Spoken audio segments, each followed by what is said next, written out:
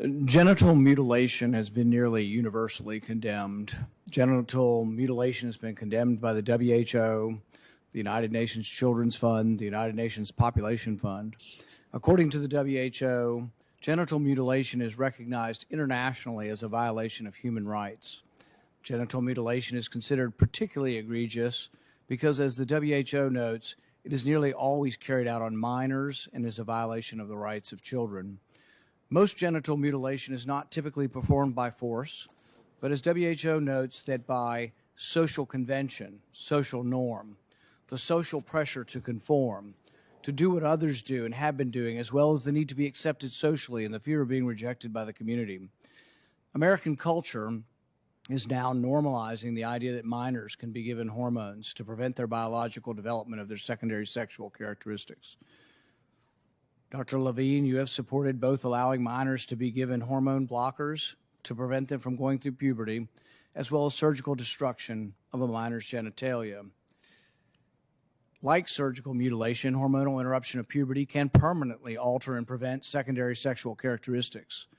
The American College of Pediatricians reports that 80 to 95% of prepubertal children with gender dysphoria will experience resolution by late adolescence if not exposed to medical intervention and social affirmation.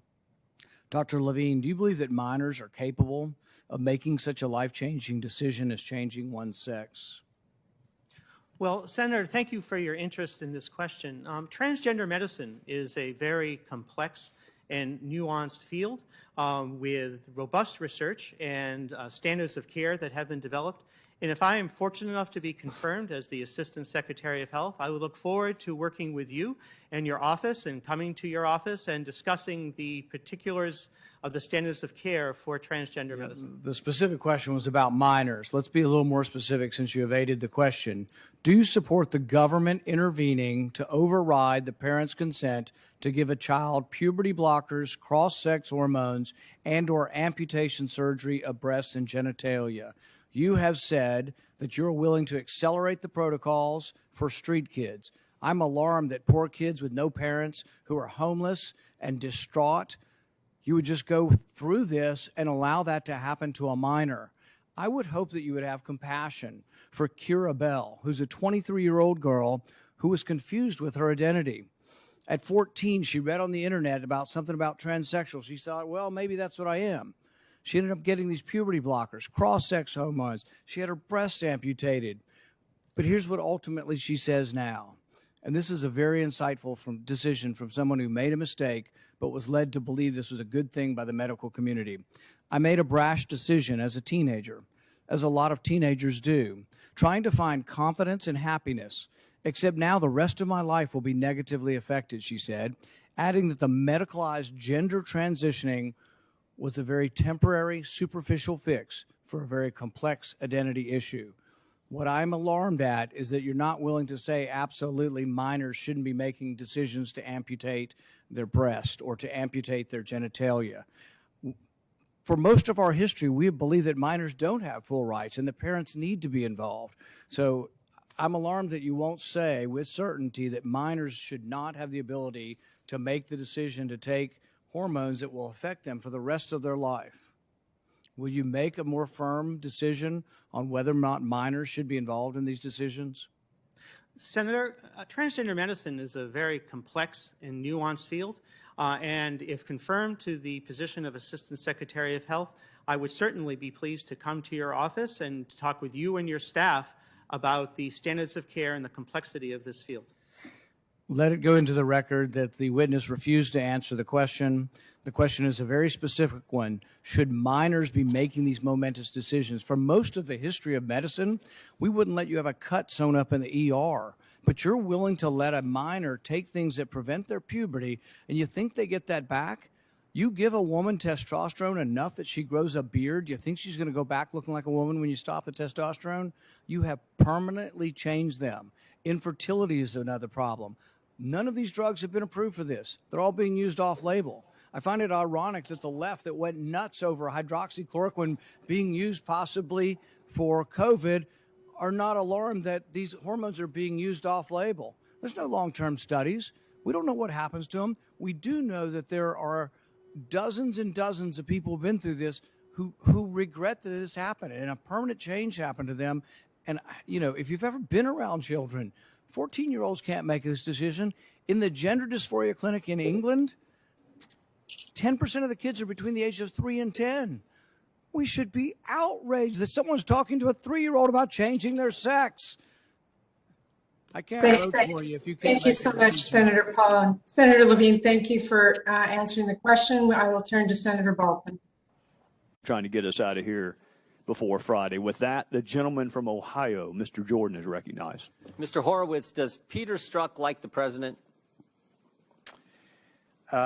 I can only speak to what his text messages say, and they're obviously not positive comments about the president. February, March of 2016, Peter Strzok said, Trump's abysmal, Trump's an idiot, he's a bleeping idiot, Hillary should win 100 million to 0. Sounds to me like he hates the president. His text messages would certainly leave that as the implication. Your report says Strzok ran the Clinton investigation on a daily basis. Is that accurate? That's correct. And Peter Strzok, in your report, he was the lead investigator on the Russian investigation. Is that true?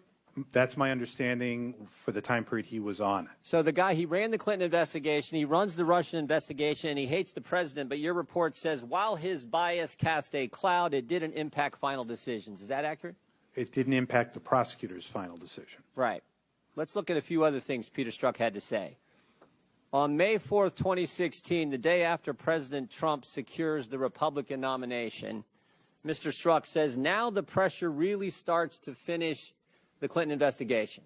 I'm not sure why the pressure would be more or less the day after. It seems to me you want to just do the investigation.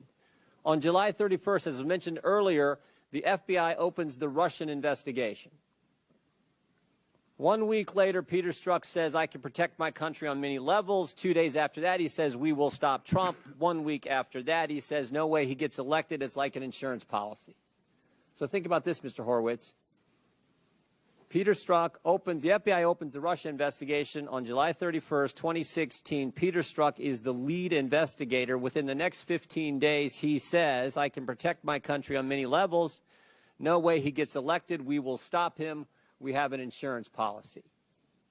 Now, that seems like, at least I think a lot of regular folks would interpret that as more than just casting a cloud on what the FBI ultimately did. I mean, it's one thing to say Trump's an idiot. It's another thing to say we got an insurance policy. It's one thing to say Trump's awful. It's another thing to say we're going to stop him, especially when those statements are made within 15 days, just days after you've launched an investigation into that individual. Would you agree? And I think the important thing here is the time period we're talking about, because those messages in the July-August period, which we found extremely concerning and antithetical to the core values of the FBI, concerned, as we noted, the Russia investigation, and as you noted, and that's why we had so much concern about what occurred in late September and October. Exactly. Mr. Horowitz, was Peter Strzok put on Special Counsel Mueller's team? He was. So again, the guy who hates the president, the guy who ran the Clinton investigation, the guy who ran the Russian investigation, then gets assigned to the special counsel team. Do you know what date, Mr. Horowitz, the special counsel was named? I believe it was around May 17th. May 17th, 2017. May 17th, 2017. Mr. Horowitz, do you remember what Peter Strzok said on May 18th, 2017? I do. It's in our report on page 405. I unleashed it on the mid-year exam, this one? Mm-hmm. Yes. Now I need to fix it and finish it. There's unfinished business, and this could be an investigation leading to impeachment. That's what he said the day after? Correct. Again, don't you think that sounds and looks a little bit like to regular Americans a little bit more than just casting a cloud on the overall investigations? Again, I'd go back to what the report concerned, which was the Clinton email investigation, which was concluded about a year earlier with Director Comey's announcement.